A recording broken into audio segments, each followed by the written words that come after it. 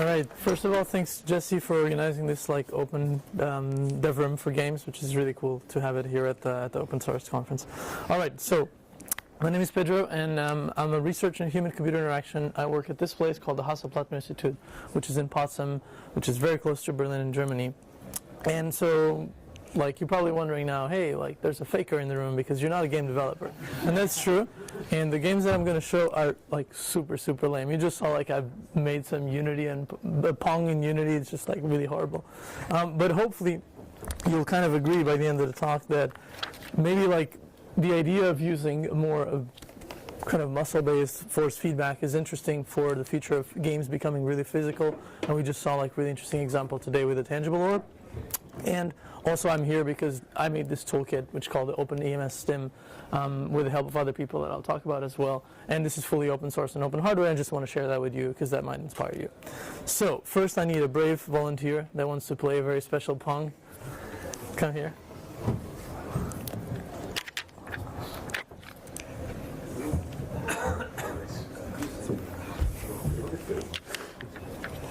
All right, so come here. You are the blue player, so you should stand here. All right. And yeah, we can do this arm. It's going to be fine.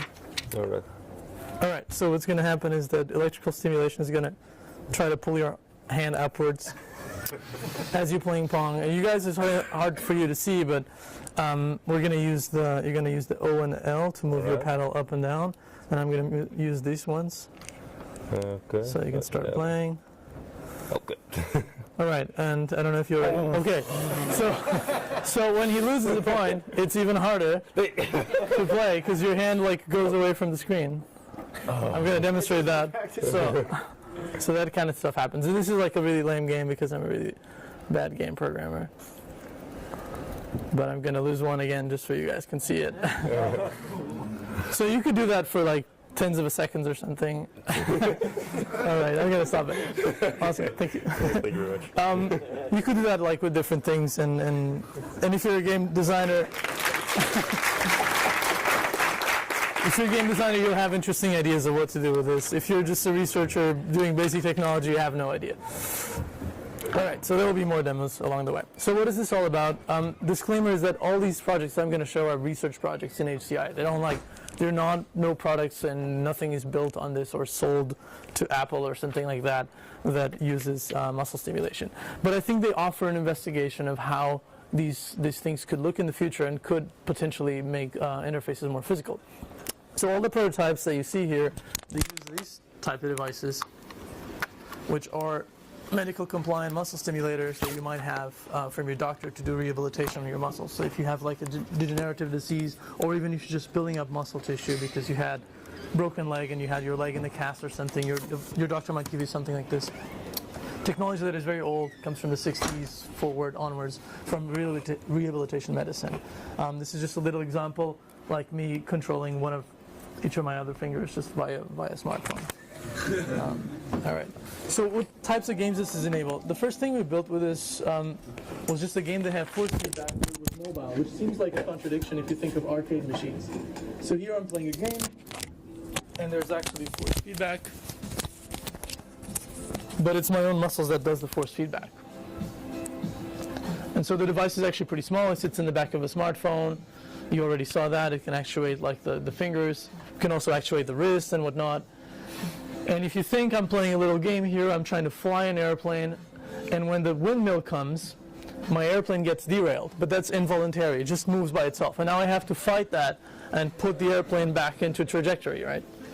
So it's a very simple kind of approach to having force feedback. Now, if you think about it, what is kind of interesting is that the device is really tiny. It just has no motors, no actuators. It's this little thing. Now it looks a little bit different. Because there is a way to create force feedback sensations. It's called an exoskeleton. There's other ways as well, but this is the most portable one that you have, which is using motors, pulleys, big batteries, a lot of electricity, amps of power, to be able to externally move your muscles.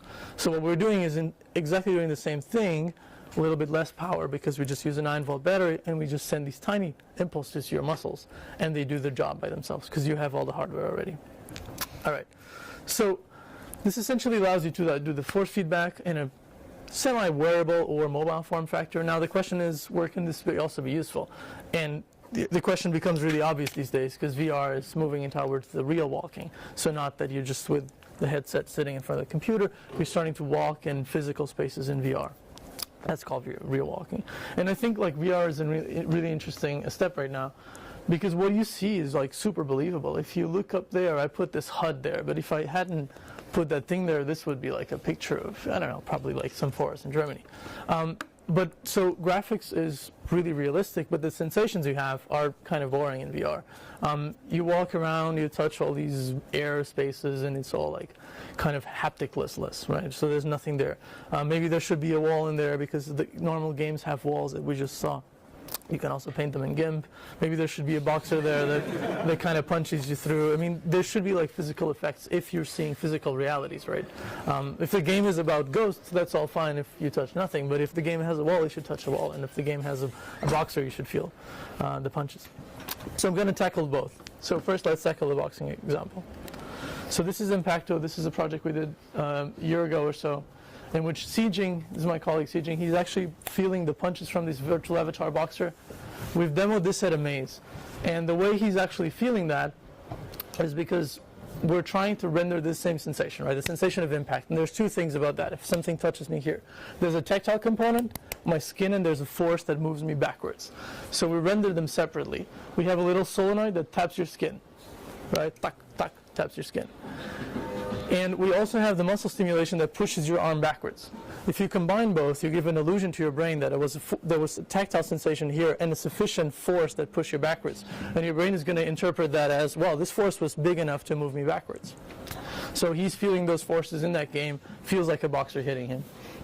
And he can also hit back and stuff like that. I'll show a little bit more about that later. So Impacto kind of does this in a sort of wearable form factor. And when we played this at a maze with people, it was really interesting because, you know, like they were like hardcore gamers, so they were really like jumping around and going out of the tracking volume and things that we've never done, which was really cool. I always just play it like this, but people were really engaging on a kind of physical level. And the key for this is really the muscle stimulation. As you saw in the previous one, the solenoid that we actually use is something super tiny. It's even smaller than all the ones here, because if you wanted like something to push through and feel like a boxer, you would end up with a robotic arm that would hit you with, I don't know, 100 newtons, 1,000 newtons or something. It would probably break you as well. Our solenoid, when we measured it, it's something like 200 grams. This is like tap, tap, it's nothing. But because of the muscle stimulation, it tricks you. So we played around with different sensations. You've seen the arms already. What's interesting that it can actually hit back as well. So if you put a little redirecting thing for the solenoid, a 3D printing lever, you can kind of like feel like you hit the boxer as well. We've created a little bit of a juggling football thing. That's kind of cool by putting the solenoid in the foot and the muscle stimulation on the leg. So when the ball hits you, your foot kind of goes downwards.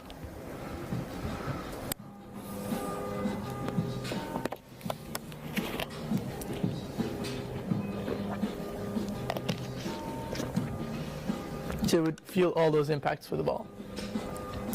All right. Combinations you can hit back with your legs. I'm going to jump that one. It's like Thai boxing. And this one is my favorite. If you put the solenoid onto like a random prop, it could be this water bottle. The vibration is going to be, when it hits, it's going to be propagated through here. But we're going to put the muscle stimulation still in your arm so we can move your arm. And that creates things like baseball, right? So you feel like something hit the bat, but it's your arm that goes backwards. So it feels like that ball like kind of force.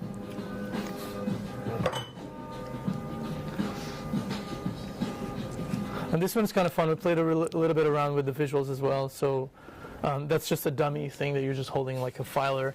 But in reality, in the game, you could be holding a bat, ping pong paddle, fencing sword, different kind of props that represent physical realities. The hardest one that this is recent, we're going to publish this soon. And this is trying to investigate what if you could create walls, so like making games even more physical by creating obstacles, like heavy objects and walls. So this one asks the following question: what if there was a wall there, and Sieging could like feel it somehow? So this is a longer experience, and what we're doing is using the muscle stimulation to try to pull you backwards to not enter like large objects, like electro walls, like this button here. As you push it, you feel the resistance, and you're trying to like push a soft button through. There's like a cannon now that shoots like propellers at you or things like that, and so you also feel them like just an impacto. Your hands go backwards. And the most interesting one, I'm just going to skip a little bit through. This is actually a very large VR experiment. You can be in this world for a while. So this I find kind of cool. You actually, when you grab the cube, you try to push through because you don't know where your cube is, and the system stops you at the moment where you actually face the cube. Also, it pulls you downwards to emulate the gravity, right? To emulate the weight under the gravity that the cube would do. So you feel some resistance, which is kind of cool because when you throw it, it is easier actually to throw a cube because you just feel like, oh, now I don't have these forces, so I don't know what's happening. All right, so this is kind of the part that we do as research, and as I started to try to experiment and give this to my friends, to other researchers, I faced the obvious problem, which is all these things that I showed you were things that I engineered myself, and it's not like I can give it to you and say like, oh, just activate this command and this pin and this is going to work really well. Just as an example, the bracelet is actually not that complicated, but at the end of the day, it's pretty custom made. So there's a processor there similar to an Arduino, there's Bluetooth, there's the muscle stimulator, there's a way to control the muscle stimulator without hacking it. That's somehow what I find really important about my contribution here, is that you see like this thing is not open wide, and I'm not like taking out a capacitor and putting another one that I don't really know what it is. So I try to just modulate the amplitude that comes from this one. So if this one is medical compliant, at least I'm kind of medical compliant as well. Or at least it's very safe for you to use it.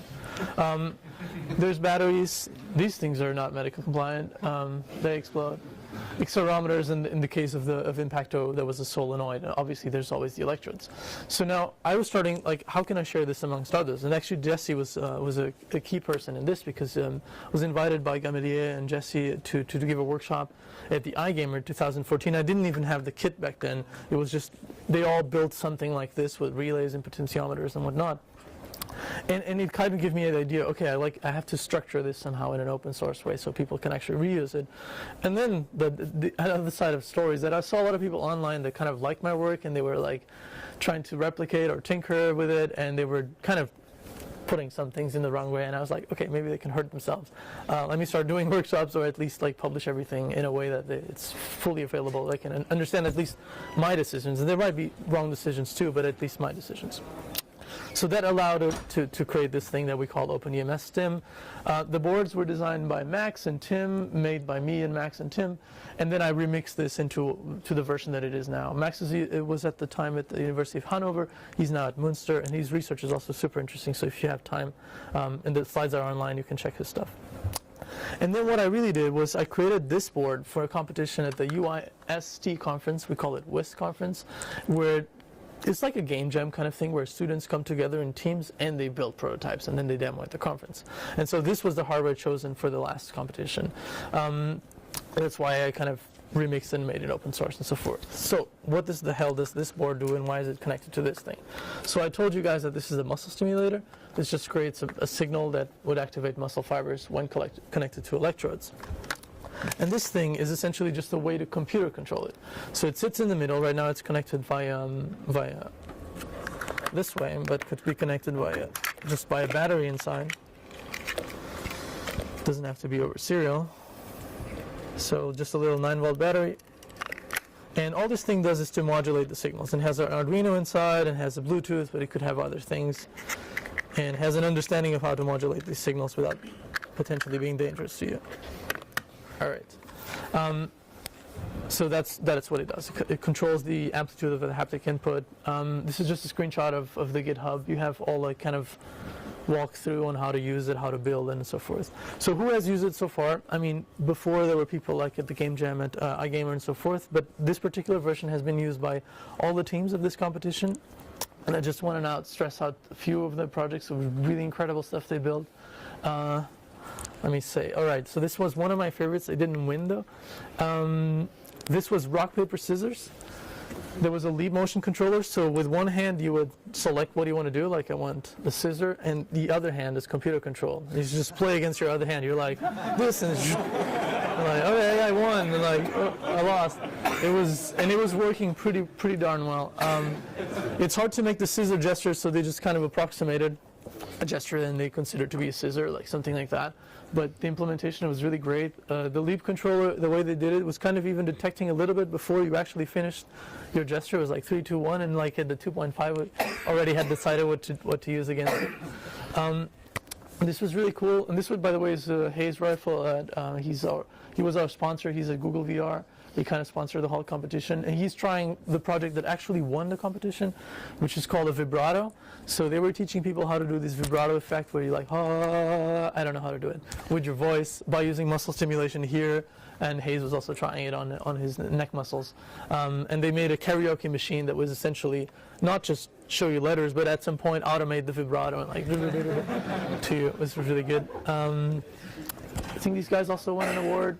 This was an air guitar. I call it the first real air guitar. So your muscles would essentially move automatically to any beat that you would play on the smartphone. So they also created like a tracker for beat onsets and so forth. Yeah, a lot of cool stuff. Some HoloLens things, a lot of VR immersive experiences were also made. This is an interesting one. It kind of makes you smile while in VR. That's my advisor as well. And one of my favorites, talking about alternative game controllers and physical tangible orbs and things like that, was a ping pong paddle that was just for a physical ping pong game, two person, but I could hold the smartphone with my other hand and send like evil kind of things like shake your hand now, and you're like trying to play but your hand goes crazy, and you had a limited number of power-ups that you could use and things like that. So it was a very interesting augmentation of ping pong. All right, so how to use it. It accepts commands via Bluetooth 4.0, so that's the low energy. That's what most smartphones have right now, and also accepts serial. And there's an onboard Arduino that kind of does that part. So just to show you how the Bluetooth part works.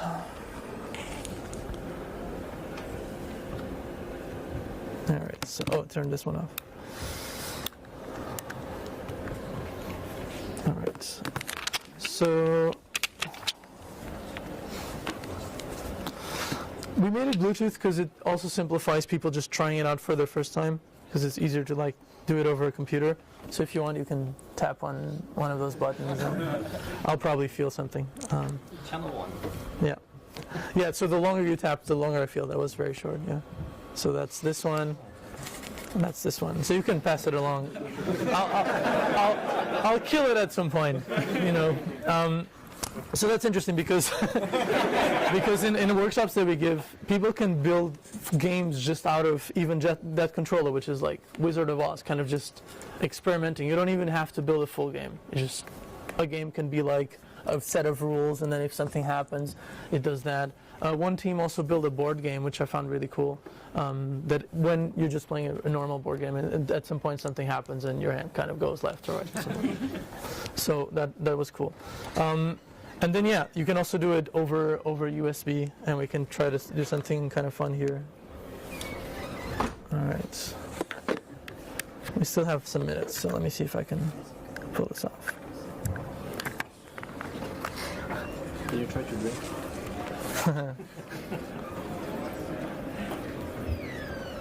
Let me see if this is running. So let me kill this one.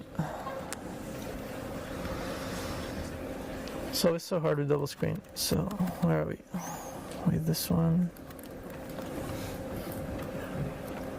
All right. Oh, and I think I need my phone again. Who has my phone? Because I think that's my hotspot. Oh, you guys lowered the amplitude. That's why I wasn't feeling it. All right. Hotspot. Am I connected to that hotspot? Oh, I can't see that. Let's hope that I am.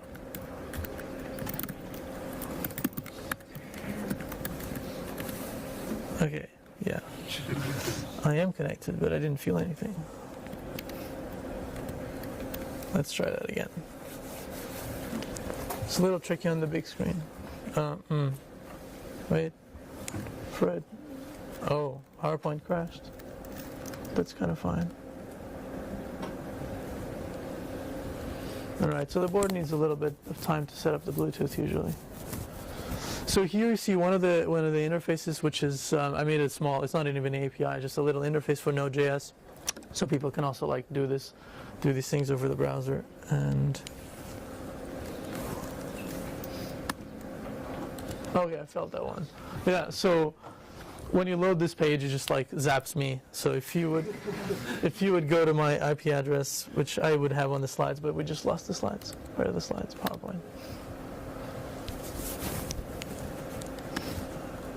Whoa.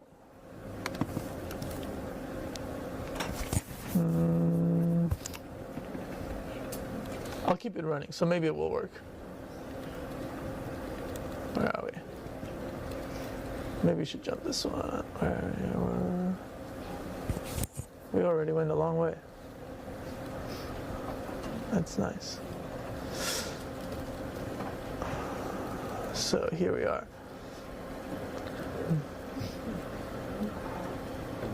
So yeah, if you would go to this address, but you have to log into my phone's Wi-Fi, so that will take too long. But I would feel your HTTP gets. All right. So that sounds complicated. APIs. It's not really like I made APIs, but what I made was a bit of like module for Python, like a very simple Node.js kind of library. I also did a processing thing in Unity 3D, and time is up, so I'll just jump. This is just screenshots from the GitHub, so all these things are online. If you want to make one, it's not super hard. There's also a tutorial online on how to bake your own board and make one. We have only a very limited amount, but if you really need one, you can send me an email. I'll try to make one for you. And yeah, we make them like this in an oven. So that's the end. I hope you kind of enjoy this thing. If you want to learn more about this, you can always organize workshops, either with me or just by yourself, and I'll just help you online on how to set these things up. Organize game jams like the Gamedia has done. And if you want to get involved, there's a lot of hardware that needs improvement, and software definitely, and mostly you should just make a lot of weird games. Yeah, that's it. I want to show one more thing, so I'll sacrifice question time. If you like weird games, I think this is the one that you will like the most. This is a game without a screen. It's this children's game that you normally play with two people. You try to slap each other, but here Patrick is playing against the computer. So that hand is the computer, and that's his hand. And this is really, really hard to win because you have no reaction time to kind of run away from the computer. So there's an interesting also game design challenge on how to design a game that has no screen and just works on your body and works on your muscles. Yeah, that's it. And yeah, these are the things.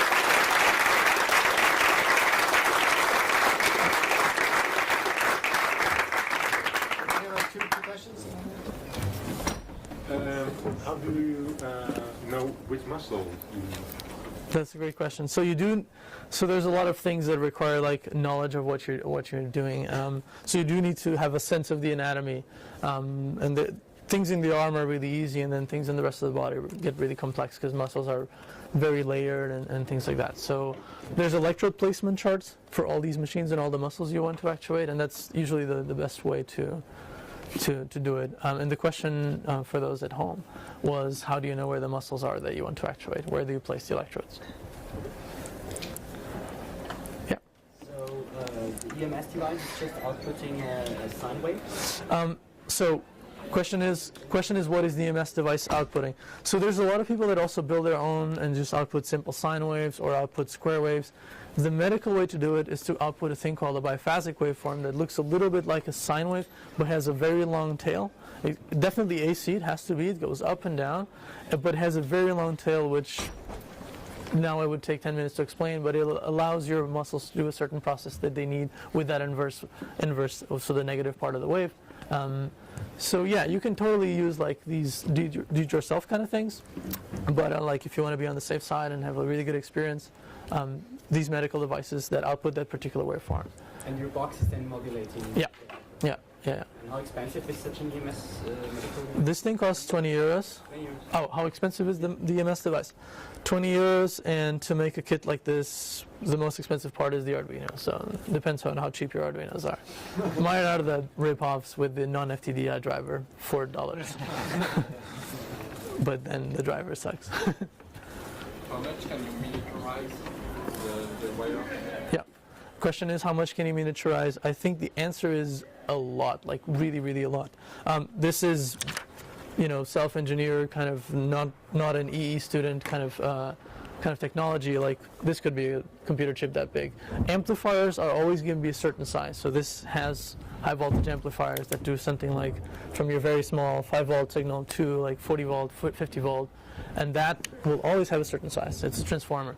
But we're talking about, something like this. It could be very small. It could be in a smartwatch. It could be in a bracelet, form factor. Yeah. Okay, it looks like we're going to have to stop there. Thank you so much.